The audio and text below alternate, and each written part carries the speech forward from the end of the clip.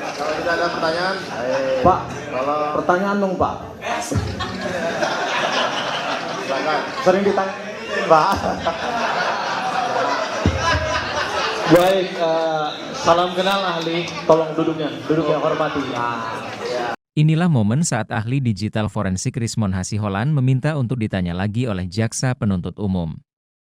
Momen ini terjadi saat sidang peninjauan kembali terpidana Vina di Pengadilan Negeri Cirebon pada Jumat, 20 September 2024. Usai diminta ahli, JPU akhirnya bertanya sekali lagi dengan Rismo terkait digital forensik. Terima kasih. Ada pertanyaan dari termohon, silakan Pak.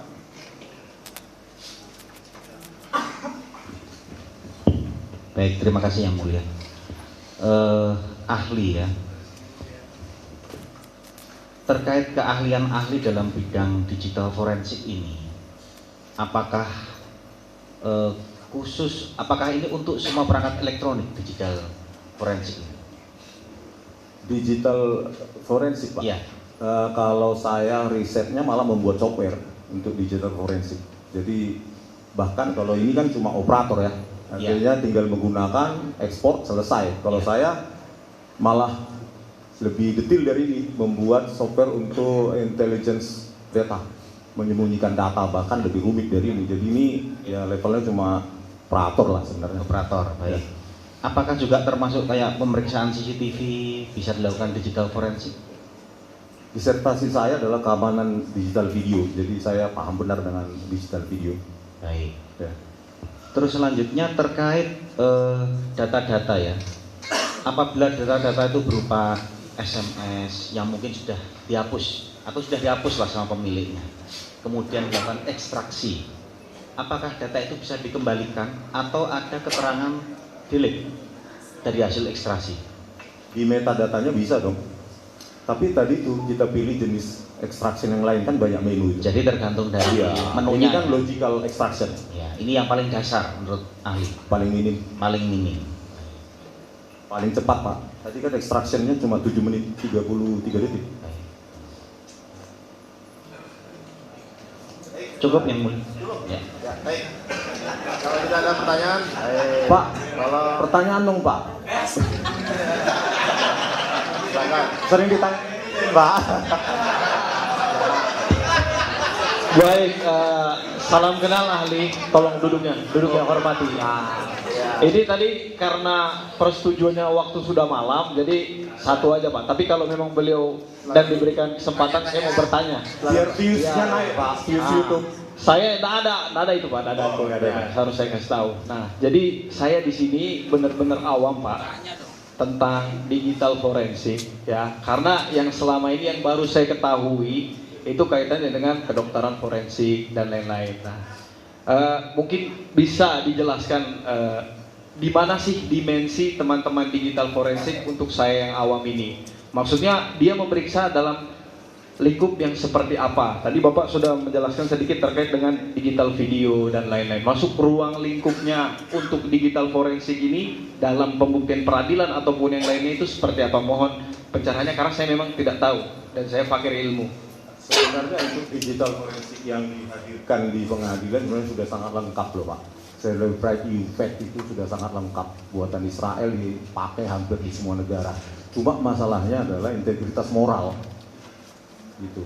Tadi itu kalau datanya mau meringankan terdakwa bisa diotak-atik, apalagi diekspor dengan XML, HTML dan lainnya. Kalau ini PDF ya mungkin agak susah, tapi ini tetap bisa ya didapatkan. Itu tadi bahwa forensik digital itu yang paling penting adalah integritas moralnya. Ya, kita punya kasus yang akan nanti kita bongkar. Ahli forensik digital itu merusak barang bukti digital, mengaku SOP FBI, CIA dan lain-lain. Jadi yang paling penting adalah dia jujur. Gitu. Artinya apa? Semua yang diekstrak, baik memberatkan maupun meringankan terdakwa, jaksa harus menghadirkannya di persidangan supaya ada fair trial, pengadilan yang adil, gitu Pak. Jadi nggak rumit, apalagi pakai ini. Softwarenya ada di biaya rakyat ini, di kepolisian.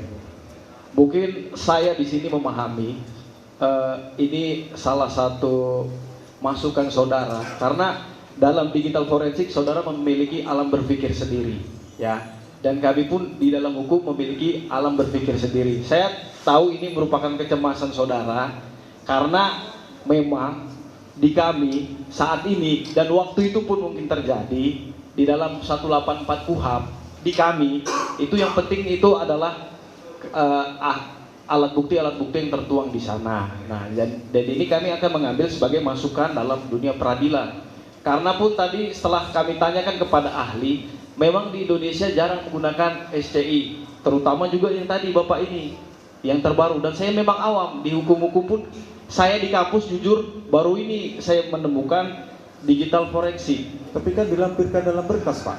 Kalau Nah, masalahnya begini Pak, saya nanti kan Bapak diberikan Pertanyaannya aja langsung. Nah, Pertanyaannya aja. Apa Bapak bilang kayak gitu. Kami kan sekarang posisinya bukan yang saat itu. Nah, itu yang harus dipahami, ya.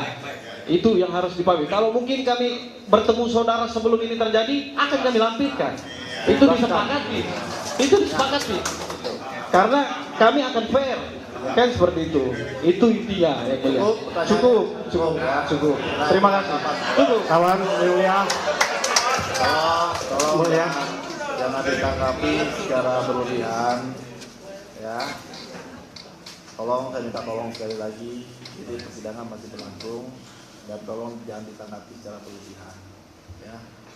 Silakan, ada yang mau ditanggapi? Ya, saya hanya penutup saja. Apakah ahli menjelaskan semua ini dalam keadaan sadar, jujur, tanpa ada disiksa di persidangan ini? Penting yang mulia, ini prinsip akusitoir, penting. Siap. Iya. Tidak ada penganiayaan, tidak ada tekanan fisik sama saudara ya?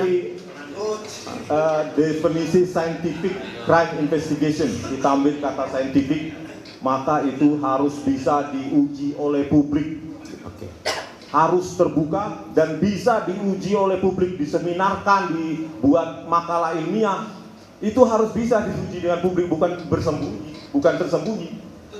Makanya saya bilang untuk tadi ahli forensik yang kemarin seharusnya dihadirkan untuk diuji publik juga. Saya pun bisa menonton dan menguji keterangan beliau. Terima kasih Yang Mulia, yang keterangan yang bersangkutan sudah dicatatkan di Aqua. Sangat menarik nih dari ahli. Jadi saya singkat saja.